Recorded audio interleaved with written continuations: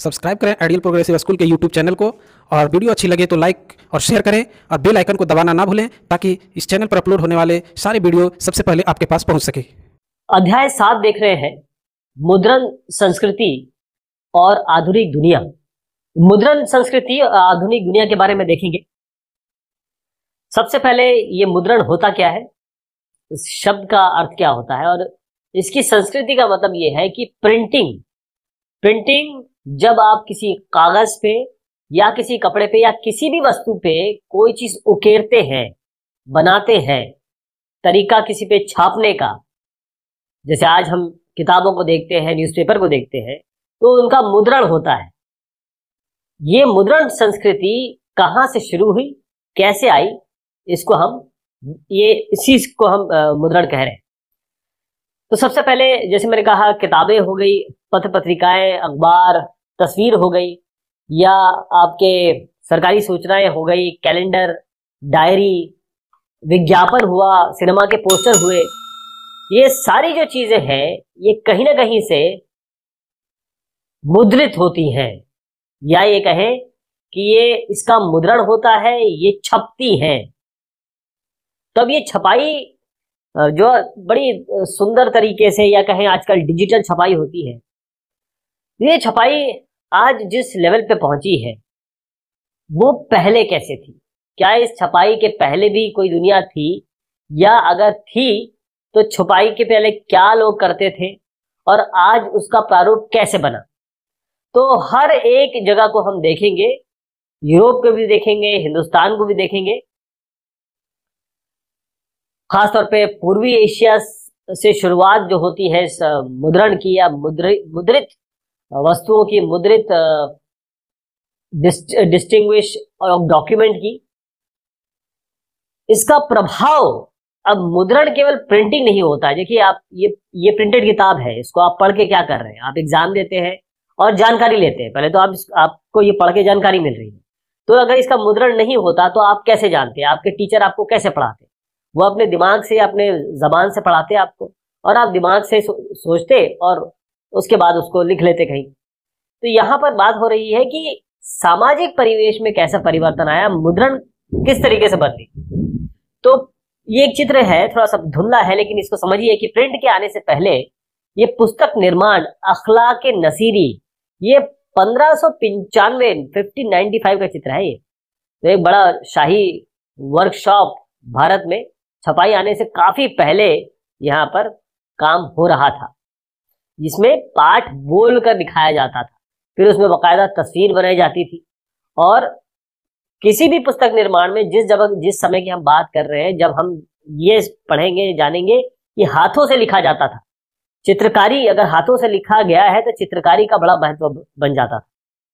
लेकिन जब छापे खाने आ गए, छापे खाने वो होते हैं जहां मुद्रण होता है, जहां पर छापते हैं आप चीजों को।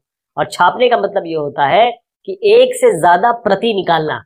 अगर आप किसी कागज पे लिख रहे हैं और जब उसकी फोटोकॉपी निकाल रहे हैं, तो फोटोकॉपी जितने बार चाहे उतना निकाल सकते हैं आप।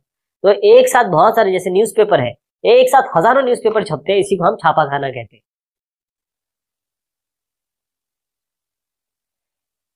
तो शुरुआत कहां से हुई, कैसे क्या हुआ? शुरुआती छपी किताबें, एक इसमें शब्द आने वाला है खुशनवीसी। खुशनवीसी का मतलब होता है सुलेखन, कैलीग्राफी, अच्छी सुंदर लिखाई। China, Japan, Korea. तो मुद्रण यानी कि जैसे मैंने आपको समझाया कि किसी भी वस्तु पे कोई चीज को उकेरना, लिखना, बनाना, उसे हम मुद्रण कहते हैं। तो चीन, जापान और कोरिया से विकसित हुई, या वहां में विकसित हुई। और ये छपाई होती थी हाथ से, पहले हाथ का उपयोग होता था। तो अब इसको इस तरीके से समझिएगा कि एक लकड़ी का ब्लॉक है, तो 594 ईस्वी में चीन में लकड़ी के काठ या लकड़ी का ब्लॉक, उसमें स्याही लगा के, उसमें इंक लगा के, और इसके ब्लॉक या तख्ती पर कागज को रगड़ कर किताबें छापी जाने लगी थी। इसका मतलब एक लकड़ी का ब्लॉक, उस पे स्याही, और उस स्याही से उस जो इंप्रेशन पड़ता था उस इंप्रेशन से किताबें छापी जाती थी। ये जो कागज थे ये बड़े पतले होते थे, बड़े इसमें छेद होते थे। अब छेद होने के कारण क्या है कि दूसरी तरफ अगर आपने एक जगह छपाई की है तो दूसरी जगह उसमें इंक आ जाएगी, इसीलिए दोनों तरफ छपाई नहीं होती थी। तो जो शुरुआती पारंपरिक चीनी किताब है, जो मतलब ट्रेडिशनल चीनी किताब है, वो एकॉर्डियन शैली में, एकॉर्डियन शैली का मतलब होता है कि जो कागज समझ लीजिए या जो भी जिस चीज पे आप ये ब्लॉक लगा रहे हैं और मतलब स्याही लगा काठ जो लगा रहे हैं उसको मोड़ दिया जाता था और उसको सिल दिया जाता था। और किताबों का जो सुलेखन है, जैसे मैंने बताया खुशनस्वीसी जो इस पे लिखते थे वो उनको वो दक्ष सुलेखक या खुशखत होते थे, यानी बहुत अच्छी उनकी लिखाई होती थी, बहुत अच्छी उनकी बनावट होती थी। तो इससे वो कलात्मक उसको रूप देते थे ताकि वो एक मुद्रण की तरह दिखे, वो एक छपाई की तरह दिखे। कौन इसे कर रहा था? चीनी राजतंत्र। पहले तो इस चीज को याद रखना पड़ेगा, ये आप पूछा जाता है कि 594 में चीनी में स्याही लगे काठ के ब्लॉक या तख्ती पर कागज को रगड़कर किताबें छापी जाने लगी थी, ये पूछा जाता है। और फिर उसके बाद कि ये चीनी राजतंत्र जो मुद्रित सामग्री है, जो मुद्रण हो रहा था, छपाई हो रही थी, ये चीनी राजतंत्र करा रही थी। कौन करा रहा था? कोई एक इंडिविजुअल नहीं करा रहा था या कोई एक ग्रुप नहीं करा रहा था, इसको चीनी राजतंत्र यानी कि जो शाही या ये कहे जो एम्परर या रूलर्स थे वहां की, वो करा रहे। अब वो क्या करते थे, लोगों को सिविल सेवा, बहुत समय पहले उनके यहाँ सिविल सेवा परीक्षा शुरू हो चुकी थी, तो उसके लिए वो ब्यूरोक्रेट या नौकरशाह चुनते थे। अब इनकी जो नियुक्ति थी बहुत सारे नंबर में होती थी, यानी कि बहुत सारे लोगों को ये नियुक्ति करते थे। तो इस अब जब इनको आप सिविल सेवा परीक्षा में रखेंगे तो इनके लिए किताब भी छपेगी, तो इन कारण से किताब यहाँ छपती थी। तो इस तरीके से परीक्षा बहुत सारे लोग देते थे तो बहुत सारी किताबें छपती थी। ये एक डायमंड सूत्र का एक पन्ना है जो मैं अभी आपको बताता हूं कि डायमंड सूत्र कहां से आया। अब देखें कि जैसे ये धीरे धीरे छपाई बढ़ने लगी तो अब इसको उपयोग करने वाले, जैसे शुरुआत कहां से हुई थी, चीनी राजतंत्र वाले लोग करते थे और खासतौर पे सिविल सेवा परीक्षा वाले ज्यादा इसको वो किताबें ज्यादा यूज करते थे, इसलिए इसकी मांग बढ़ गई। अब व्यापारी हो चाहे जो रोज का काम कर रहा वो भी मुद्रित सामग्री यानी कि छापी हुई सामग्री को इस्तेमाल करने लगे। काफी लोग पढ़ने लगे थे चीजों को, और केवल ये नहीं कि परीक्षाओं की किताब, किस्से हो गए, कविताएं, आत्मकथाएं, बहुत सारी कृतियां जो भी उस समय चल रहा था उसको उकेरने लगे लोग। और नाटक, वो खासतौर पे महिलाओं के लिए, और अमीर महिलाएं, ये अपने काव्य भी उन्होंने छापे, नाटक भी छापे। तो ये जो पढ़ने की जो नई संस्कृति है, यानी पहले ऐसा तो नहीं था कि सब लोग पढ़ते थे, लेकिन अब लोग पढ़ने लगे, लेकिन ये आई एक नई तकनीक, टेक्नोलॉजी के साथ। तो बाहर से प्रेस का भी आयात हुआ, क्योंकि पश्चिमी शक्तियों की चौकियां थी, वहां से भी आया, मशीनी प्रेस का आयात भी हुआ। और अब पश्चिमी शैली के जो स्कूल थे उस जगह पे जहां पर हम अभी चाइना में ही हैं, तो वहां पर जो पश्चिमी शैली के यानी कि वेस्टर्न स्टाइल के जो स्कूल थे उनको पूरा करने के लिए शंघाई की प्रिंट संस्कृति, शंघाई चाइना का एक शहर है, वो एक नया केंद्र बन गया था। ये भी बहुत इंपॉर्टेंट है, इसको याद रखिएगा। पश्चिमी शैली की स्कूलों की जरूरतों को पूरा करने वाला शंघाई प्रिंट संस्कृति का नया केंद्र बन गया। फिर उसके बाद टेक्नोलॉजी आई, जिसको हम देखेंगे आगे। फिर अब ये आगे बढ़ी जापान में मुद्रण शुरू हुआ। अब एक रास्ता था जिसको हम काफी बार पहले भी डिस्कस कर चुके हैं, वो रास्ते से चाइना से बहुत सारी चीजें जाती थी, जिसे सिल्क रूट कहा जाता था। तो चीनी बौद्ध प्रचारक जो बुद्ध धर्म का प्रचार करते हैं, वो 768 से 770 ईस्वी के आसपास ये छपाई की तकनीक को कहाँ लेके गए? जापान। चाइना से पहुंची, अब ये मुद्रण वाली जो तकनीक है वो पहुंच गई जापान। ये जो मैं आपको चित्र दिखा रहा था, ये जापान की सबसे पुरानी 868 ईस्वी में छपी एक पुस्तक है डायमंड सूत्र।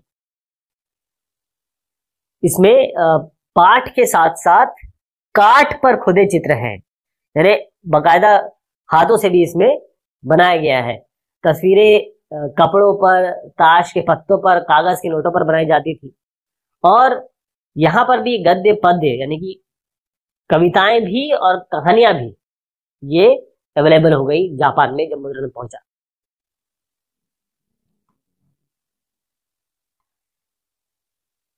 एदो, एदो जो जिसे हम आज टोक्यो के नाम से जानते हैं, यहां पर अगर आप उस समय की बात करें तो चाय घर में मजमा, कलाकार, तवायफ, इनको बाकायदा चित्रकारी से या फिर ये कहें कि इस प्रिंटिंग के कारण हम देख सकते हैं। हाथ से जो मुद्रित सामग्री, छपाई का मतलब केवल ये मत सोचिएगा कि सब मशीनों से हो रहा है। ये मुद्रण जो अभी चल रहा है, हम जो डिस्कशन कर रहे हैं, वो हाथ वाला चल रहा है, हाथ से किया जाने वाला है। तो इसमें बहुत सारी चीजें, महिलाओं, संगीत के साज, बाकायदा हिसाब किताब, चाय के अनुष्ठान, फूल के बारे में, शिष्टाचार यानी कल जो डिसिप्लिन है, रसोई पर लिखी किताबें, यानी कि जैसे ये जापान पहुंची है टेक्नोलॉजी, बस पुस्तकालय और दुकानें इन सब मुद्रित सामग्रियों से, प्रिंटेड मटेरियल से भरी हुई थी। ये चित्र है कितागावा उतामारो, उनकी एक रचना है और यहां पर सुबह का नजारा दिखाया गया है। तो अब देखें आप कि ये केवल चित्र नहीं है, ये मुद्रित चित्र है।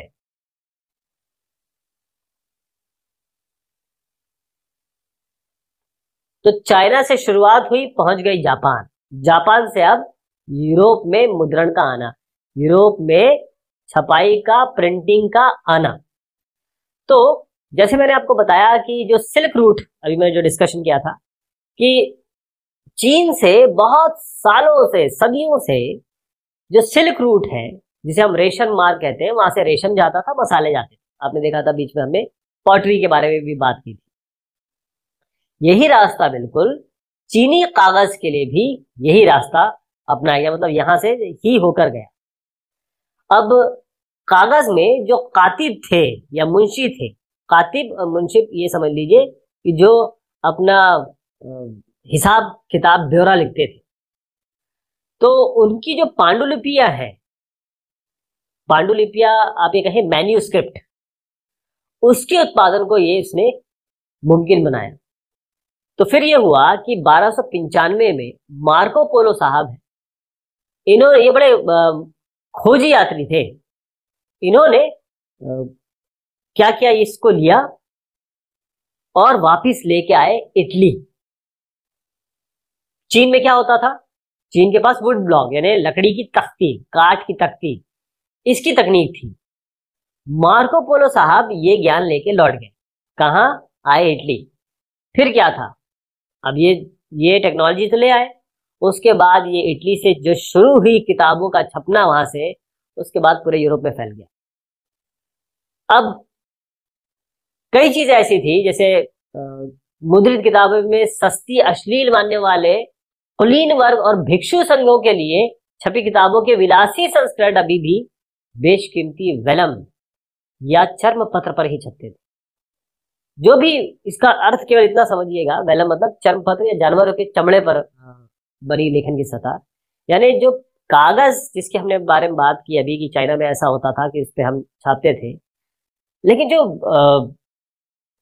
कुलीन वर्ग थे उनके लिए वो अभी भी चमड़े पर ही छपाई होती थी। बस इतना समझना है इसमें।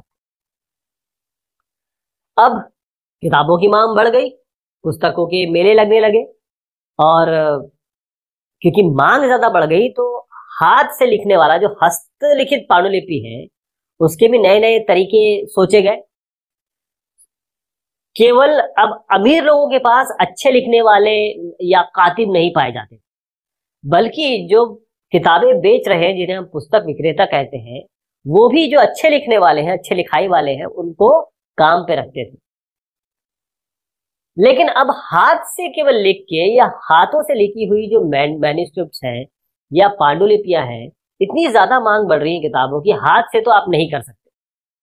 क्योंकि किसी चीज की नकल उतारना होता यह था कि एक आपने लिखावट की यहाँ पर, उसके बाद दोबारा आपको लिखावट करनी पड़ती थी। जो अच्छे लिखने वाले थे वो इसको लिखते थे, इसी को हम छपाई कह रहे हैं। तो अगर बहुत सारी मांग हो गई तो कितने बार लिखता रहेगा आदमी? ये तो समस्या आएगी, आने ही थी और ये आ गई। क्योंकि किसी चीज की नकल उतारना एक तो मेहनत का काम है, समय साध्य या श्रम साध्य का मतलब होता है कि समय भी ज्यादा लग रहा है उसमें, श्रम भी ज्यादा लग रहा है। और ये पांडुलिपि या मैन्युस्क्रिप्ट जो होती थी बड़ी बड़ी नाजुक होती थी, इनको लाना ले जाना बड़ा मुश्किल होता था। इसलिए इसको जो सर्कुलेशन कहे या इधर से उधर ले जाना, ये बड़ा सीमित रहा। अब वुडवर्क प्रिंटिंग, क्योंकि किताबों की मांग तो बढ़ी रही थी, तख्ती की छपाई अब यहां पर भी लोकप्रिय हो गई। तो ताश के पत्ते हो गए, कपड़े हो गए, इन सब पे बाकायदा चीजें बनाई जा रही थी। खासतौर पे धार्मिक चित्र भी छापे जा रहे थे। लेकिन अभी भी किताबें अगर छापनी है तो इसके लिए और कोई बड़ी तकनीक, तेज तकनीक और सस्ती, क्योंकि अगर आप किसी से लिखवा रहे हैं तो वो तो मेहनत कर रहा है, तो पैसे भी उसको उतने देने पड़ेंगे। तो उस चीज के लिए कोई ना कोई नई तकनीक की जरूरत थी।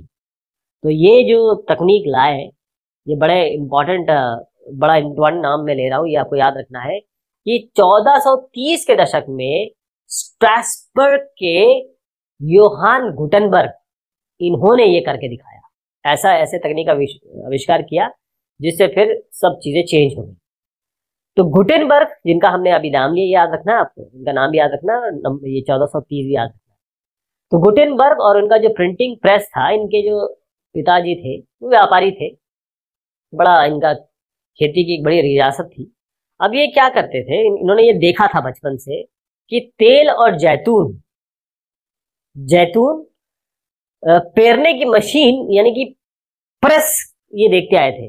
अब ये समझ लीजिए कि जैतून से तेल निकाला जाता है, उसको दबा के तेल निकाला जाता है। तो वो ये इसको देखते थे कि ऐसा वो जैतून यहाँ होता, ऐसा रख के ऊपर से प्रेस किया जाता था, उसका तेल निकलता। तो ये जो बचपन से वो देखते आए थे, इसी को उन्होंने फिर आगे बढ़ाया। कैसे?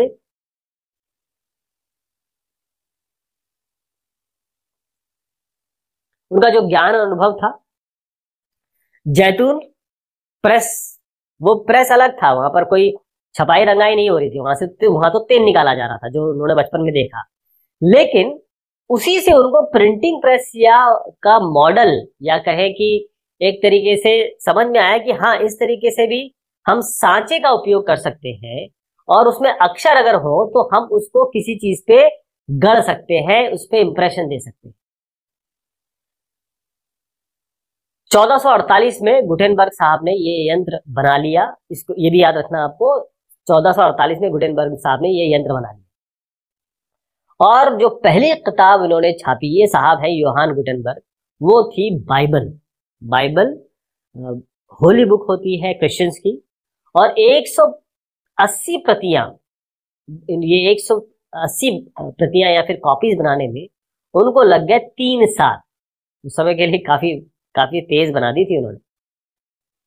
अब जब हाथ से जो काम कर रहा है, वो चीज जो थी वो ऑलमोस्ट खत्म होने लगी, क्योंकि अब ये छपाई इन्होंने ला दी थी।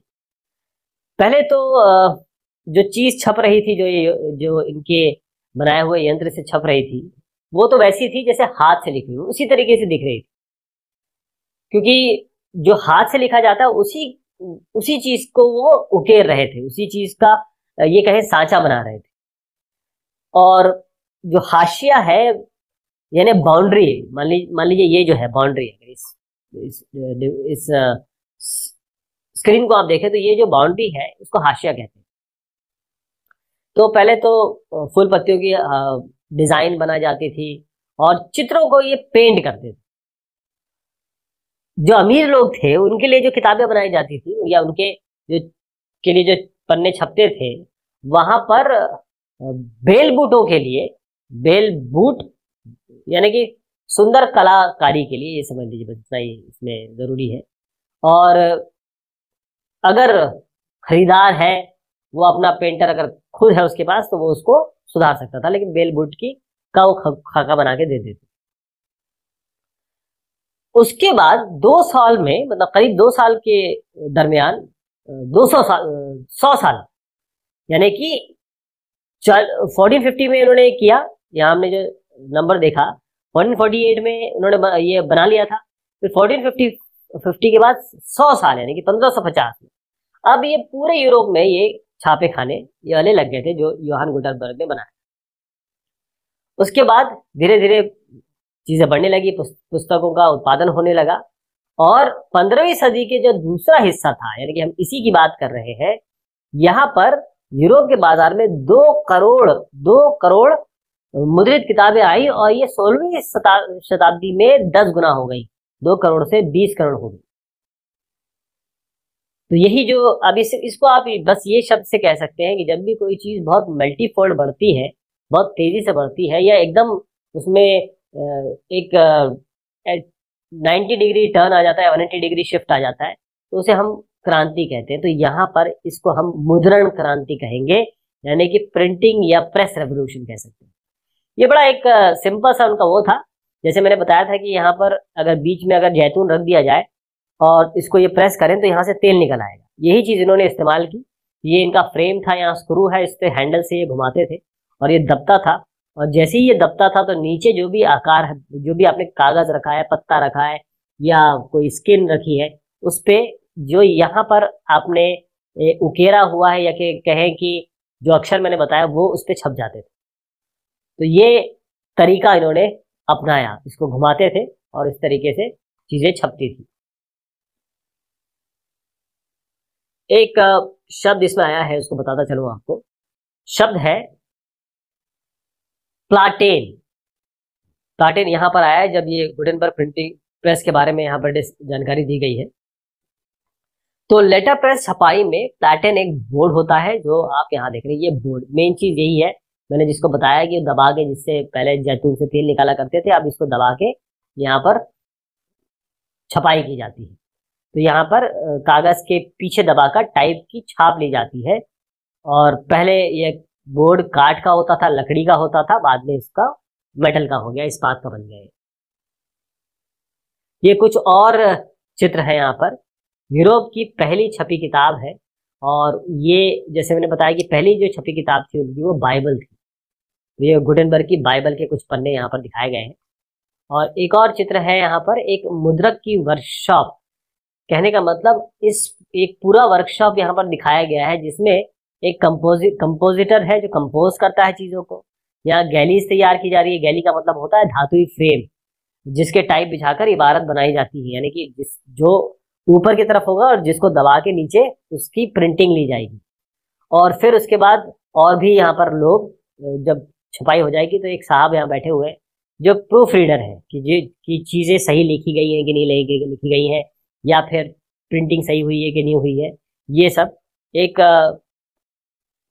समझ लीजिए कि एक कारखाने की तरह दिखाया गया है इसको, कि शुरुआत से आखिर तक कैसे प्रिंटिंग उस समय होती थी।